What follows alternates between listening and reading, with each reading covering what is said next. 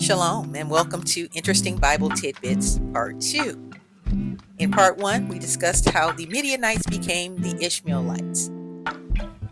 This time we have something even more interesting. Did you know Levi as in Jacob's son Levi, as in the Levi from the 12 tribes of Jacob of Israel, Levi as in the priest line of the 12 tribes? Did you know that Levi is the granddaddy and great granddaddy of Moses, Aaron, and Miriam, those siblings? Yes, Moses. I'm talking about the Moses, the Pharaoh, let my people go, Moses. I'm talking about Aaron, the priest. I'm talking about Miriam, who became a leper because she was accusing Moses of something. Yes, Levi is their granddaddy and great granddaddy. They are his grandkids and great grandkids. Did you realize that? Probably not. Let's get into it. Growing up in church, I was never taught this. It always goes into the story of Moses, Aaron, and Miriam. They never really talk about the parents. They say Jochebed, the mother, because she gave up her son, put him on the river, whatever. We know all about that, but it never goes in depth about the parents. And I grew up a PK, which is a preacher's kid.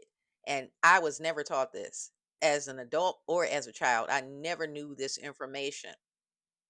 I did not realize this information until I started reading the Bible for myself in depth, not just surface read. When you just surface read, you don't realize stuff. But when you start reading the Bible, like reading the Bible, this is when you pick up things.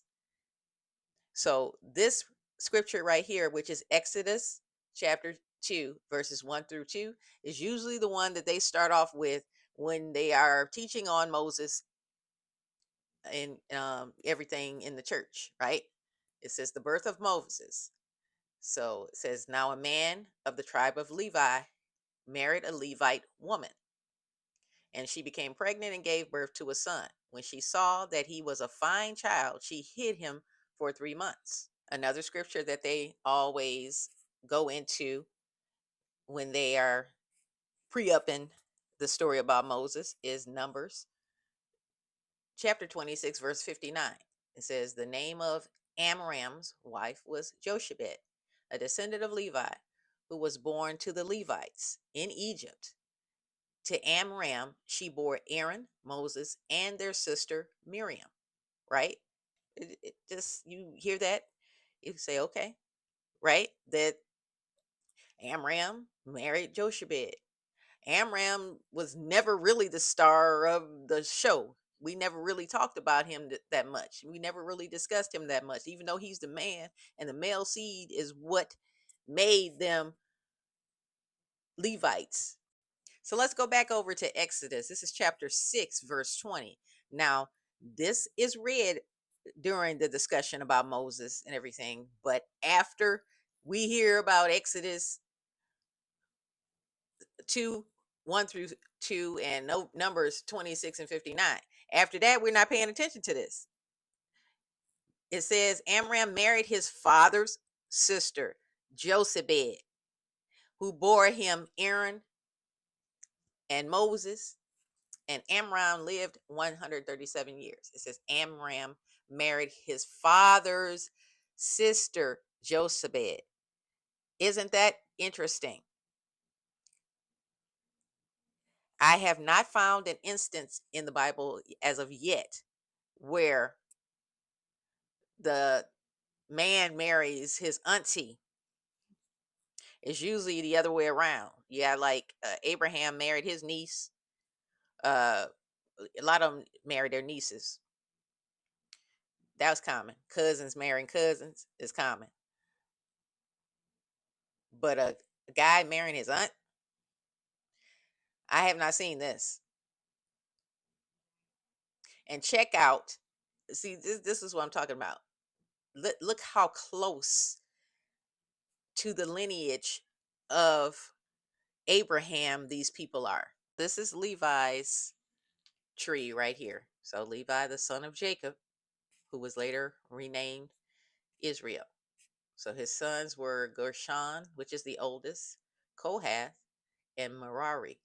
So Kohath is the one who was the priestly line. That's where the priestly line came from. And Amram is one of Kohath's sons. So that makes Amram Levi's grandson. Now you see how close Aaron and Moses are to Levi? That's their great grandfather because Amram is their father, Kohath is their grandfather, Levi is their great grandfather.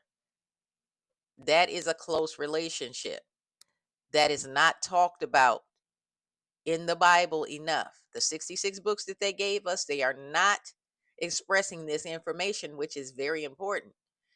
That Aaron and Moses were the great grandsons of Levi, one of the patriarchs of the 12 tribes.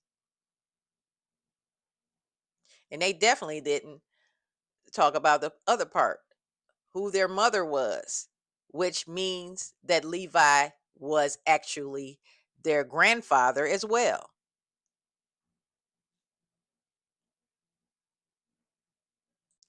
Now, I don't know about you, but I know my first thought when I heard that the auntie married the nephew, I said she was older than him because just like normally when they do stuff like this, cousins marrying the cousins and the uncle marrying the niece and everything, they're usually around the same age, or the uncle is substantially older, or the male cousin is substantially older.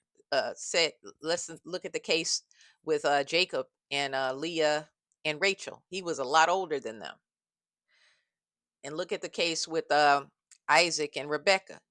Rebecca was like 12 years old or something when Isaac took her. He was in his 40s. Look at Abraham and Sarah. They were around the same age.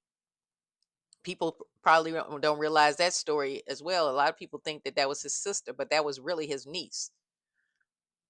So anyway, let's get into this. This is called the Testaments of the 12 Patriarchs. This is the portion for Levi. So all 12 of the patriarchs have their, basically this is their last words, will and testament, if you will, when they're talking to their descendants and giving them information, just like how Jacob, Israel did to his sons, all 12 of his sons, and it's in the Bible. They did the same thing with their offspring. Okay, so this is how I found out the truth. When I was listening to this on audio, I found out the truth. I saw it in the Bible, but I didn't really get into it until this came back up for me on audio. This is a great book. Everybody should check it out because it's, like I said, it's every last one of the 12 tribes. It's they're talking to their descendants and their end of life, about things that they went through and things that's going to happen in the future. So this book is called The Testaments of the 12 Patriarchs, and this publication date is 1908 by Charles R.H. So R.H. Charles, Robert Henry Charles, and William Oscar Emmel. I guess that's his name.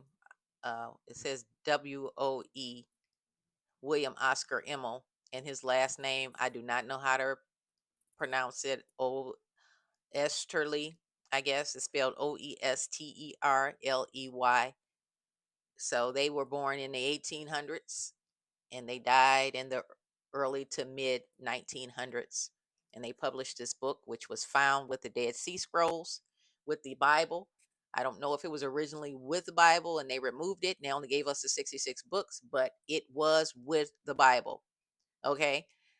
And this is one of the original publications because it has all this other stuff in there. And the newer publications that you find is not going to have all this other stuff written down like this. So I would suggest you get this if you want to have a more in-depth study of this. Get the one that has everything. You can find it online. You can go to the library, whatever. So this is I got this, of course, I found it in the library. And there's the audiobook that's you can find on Audible if you want to listen to it. But anyway, let's get into it to find out about Jochebed and the age difference between her and Amram. You notice that his name is similar to Abraham. How his name was before it was changed to Abraham, it was Abram. It just has an M in it. Amram. Interesting. Okay, so right here is if you go to page 50, so this is chapter 11, page 50, chapter 11. It says in verse 2, it says, and she conceived and bare a son, and I called his name Gershom. This is his wife, Milcah. I don't know where she's from right now, but when I find out, I'll definitely create a presentation to let you know. She had to be from their tribe because if you read this testament, it was saying that they were supposed to be marrying within like their 12 tribes or something. So she had to be from one of the daughters of Israel. Okay. And it says in verse 4, and Kohath was born in the 35th year of my life. So he's 35 years old when his wife Milcah had Kohath, which is the person in question because this is Amram's father. And he saw in a vision that he was standing on high in the midst of all the congregation. So he saw in a vision that he was going to be the progenitor of the priestly line. He was the start of it. And he said he called him Kohath because of this. And we're going to go over page 51, skip over here. And it says in verse 8, and Jochebed was born in Egypt. So the three sons were born in Canaan. This is before they moved over to Egypt with Joseph. They were in Canaan. So Canaan, which eventually became Israel, but it was Canaan back then. So they were born in the promised land. But the daughter Jochebed was born in Egypt. And she was born when he was 64 years old. So Kohath was born when he was 35 and she was born when he was 64. So it looks like there's about a 29-year age difference there. So he was an adult and he had kids when his sister was born.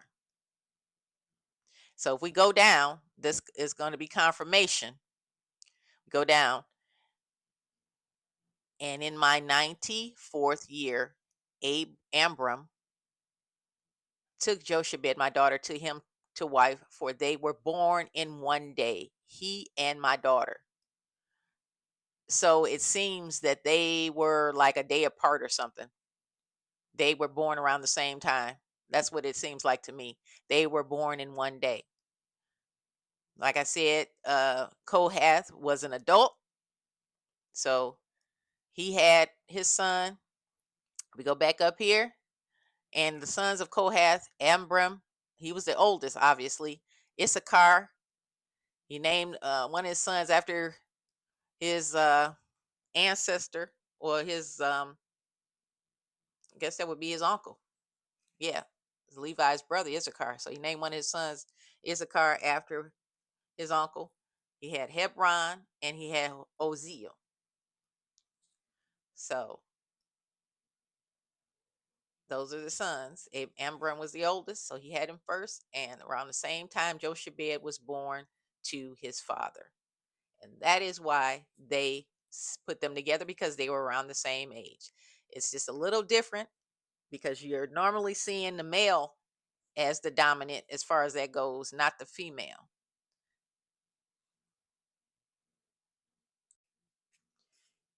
If you notice, Amram's name is different in the testament of the 12 tribes than it is in the translations of the Bibles. So they have a B in it in the older published books, and the newer published books they have It's spelled without the B, but it's the same person.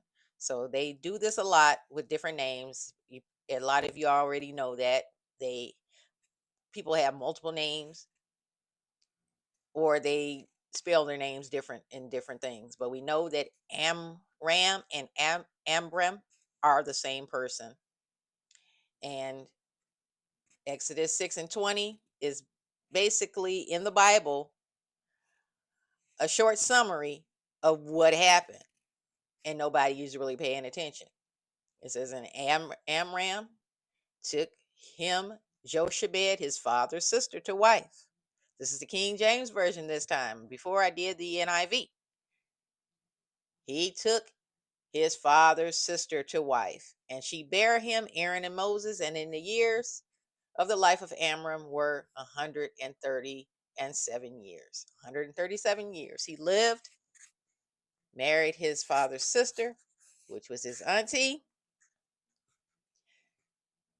The children ended up being the grandsons and granddaughter and great grandsons and great granddaughter to the patriarch Levi. There you have it. That's the second interesting tidbit. Stay tuned for part 3 coming soon.